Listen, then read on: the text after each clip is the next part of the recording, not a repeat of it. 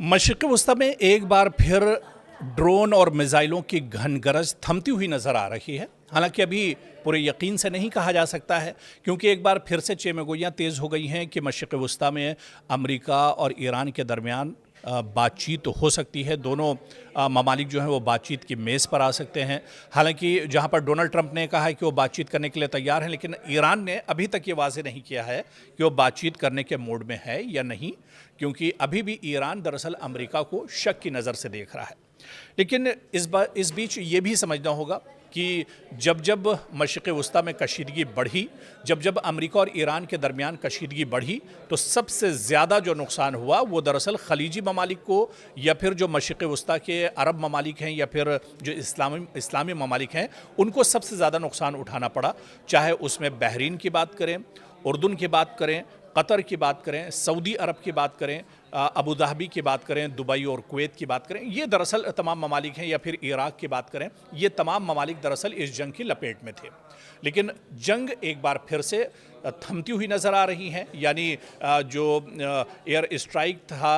थी या फिर जो ड्रोन हमले हुए, अब ये हमले दरअसल रुकते हुए नज़र आ रहे हैं। लेकिन इस बीच जो खलीजी ममालिक हैं, इनमें नुकसान कितना हुआ, और अगर एक एक मुल्क हम जायज़ा लें, और शुरुआत अगर हम कतर से करें कि कतर का नुकसान कितने बड़े पैमाने पर हुआ है। आप देखिए कि कई महीनों से जंग चल रही है। जब आपको याद होगा कि इज़राइल और अमेरिका ने मुश्तरका हमला सबसे पहले किया था, या और भी उससे पहले भी आप चले जाइए, जब ईरान पर इज़राइल ने अपने दम पर हमला किया था, उसके बाद मुश्तरका हमला इज़राइल और अमेरिका ने किया। फिर अमेरिका के साथ तीसरी बार एक तरह से ठन गई और अमेरिका और ईरान के दरमियान जंग चलती रही। तो मशरिक़ वस्ती पिछले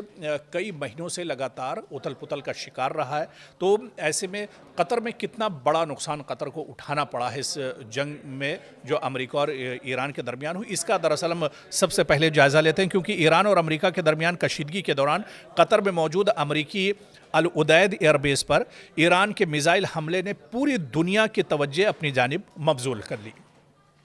लेकिन सबसे बड़ा सवाल यही कि आखिर इस हमले में कतर को कितना नुकसान हुआ, और क्या अमेरिका को वाकई बड़ा फौजी नुकसान उठाना पड़ा। क्योंकि कतर में ईरान ने कई हमले किए, ड्रोन के ज़रिए से, मिसाइल के ज़रिए से अमेरिकी एयरबेस को निशाना बनाया, अमेरिकी फ़ौजियों को निशाना बनाया, अमेरिका के कई जो अड्डे थे जहां पर अमेरिकी फ़ौजी रुके हुए थे उन्हें भी निशाना बनाया। तो दरअसल इसकी पूरी हकीकत को समझना होगा, क्योंकि आप अगर तारीख़ों में जाते हैं तो 23 जून 2025 को याद कीजिए, जब ईरान ने कतर में वाक़ अमेरिकी अल उदैद एयरबेस की जानिब मुताद्दिद बैलिस्टिक मिसाइल दागे थे। अल उदैद एयरबेस दरअसल मशरिक़ वस्ती में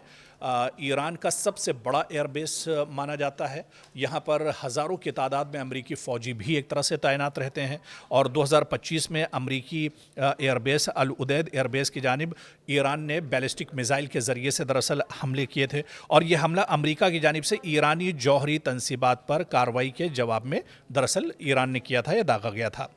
फिर वहाँ पर आप देखिए कि कतरी हुकाम के मुताबिक ज़्यादातर मिसाइल जो डिफेंस सिस्टम था उनका, उसने एक तरह से रोक लिए थे, और रास्ते में ही एक तरह से ईरान के हमले को तबाह कर दिया गया था, ईरान के जो ड्रोन थे या मिसाइल थे। लेकिन आप देखिए कि अल उदैद जो एयरबेस था, इसे काफ़ी ज़्यादा नुकसान पहुंचा था, और यहाँ से अपना जो ऑपरेशन था वो अमेरिका को दरअसल रोकना पड़ा था। अमेरिका ने भी इब्तदाई तौर पर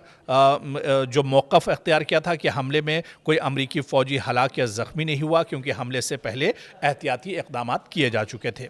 ताहम बाद में जो ख़बरें सेटेलाइट के ज़रिए आई थी, उन्होंने चौंका दिया था, क्योंकि जिस तरह से मगरबी मीडिया या फिर अमेरिका के अपने जो सोर्सेज हैं, दरअसल वो अमेरिका के नुकसानात को शुरुआती तौर पर छुपाने की कोशिश करते हैं। अमेरिका दरअसल दुनिया को ये नहीं जाहिर करना चाहता है कि उसका जंग में कितना नुकसान हुआ है, किस तरह से। लेकिन बाद में जो सेटेलाइट की तस्वीरें आई थी, आपको भी बहुत अच्छे से याद होगा, 25 तारीख की जो 23 जून माफ़ कीजिएगा 23 जून 2025 की, जहां ठीक एक साल पहले की जो जब हमला हुआ था अल उदैद एयरबेस पर, इसमें आपको याद होगा कि जब सेटेलाइट की तस्वीरें सामने आई थी तो उन्होंने बिल्कुल ये साफ इशारा दिया था कि अल उदैद एयरबेस के एक हिस्से और ख़ास तौर पर एक रडार डोम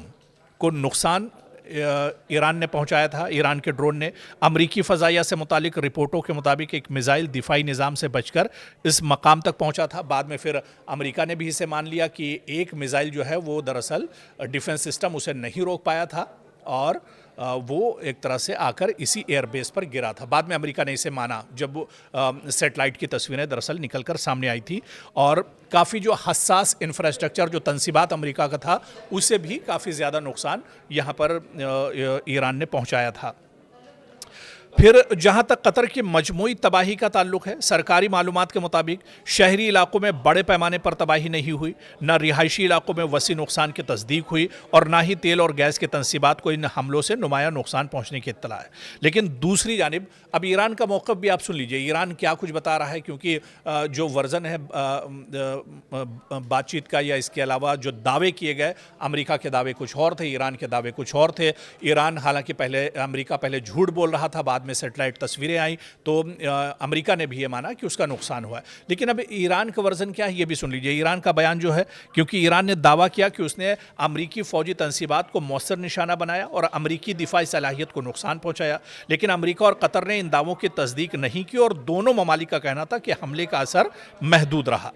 हालांकि जो एक्सपर्ट्स हैं और जो माहिरीन हैं जिन्होंने सैटेलाइट तस्वीरें भी देखी और ज़मीन पर सारी चीज़ें देखी, उन्होंने कहा कि इस हमले का असल मकसद शायद बड़े पैमाने पर जानी नुकसान पहुंचाना ईरान का मकसद नहीं था, बल्कि एक मजबूत सियासी और अस्करी पैगाम देना था। ईरान इस हमले के ज़रिए से दरअसल एक बड़ा मैसेज देना चाहता था कि मशरिक़ वस्ता में हम जहाँ चाहें वहाँ अमेरिका पर हमला कर सकते हैं, अमेरिका की तंसीबात और इंफ्रास्ट्रक्चर को हम तबाह कर सकते हैं। तो ईरान का मकसद ये नहीं था कि अमेरिकी फ़ौजियों को मारा जाए या उसके इंफ्रास्ट्रक्चर को तबाह किया जाए, लेकिन एक बड़ा मैसेज इसके ज़रिए से ईरान ने ज़रूर दिया था। एक मजबूत सियासी और अस्करी पैगाम दिया था ईरान ने कि ईरान अमेरिकी फ़ौजी अड्डों तक अपनी मिसाइल सलाहियत पहुंचाने की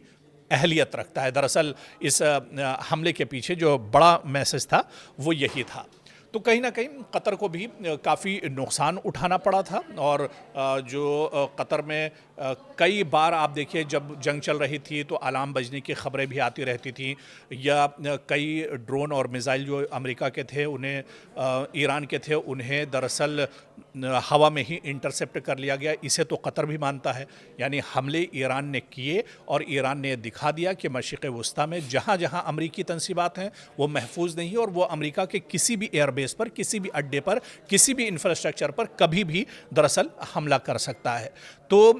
जो मशरिक़ वस्ता में अलग अलग ममालिक को नुकसान पहुंचा, अलग अलग रियासतों को नुकसान पहुंचा, अलग अलग शहरों को नुकसान पहुंचा, उनमें दरअसल कतर भी था। और कतर, क्योंकि कतर में अमेरिका का बहुत कुछ दांव पर लगा था, अल उदैद एयरबेस हो या फिर अमेरिकी एम्बेसी हो या अमेरिकी फ़ौजी हो, सभी एक तरह से ईरान के टारगेट पर थे, ईरान के निशाने पर थे, और इसी वजह से ईरान ने जंग के बीच में कई बार कतर को निशाना बनाया था।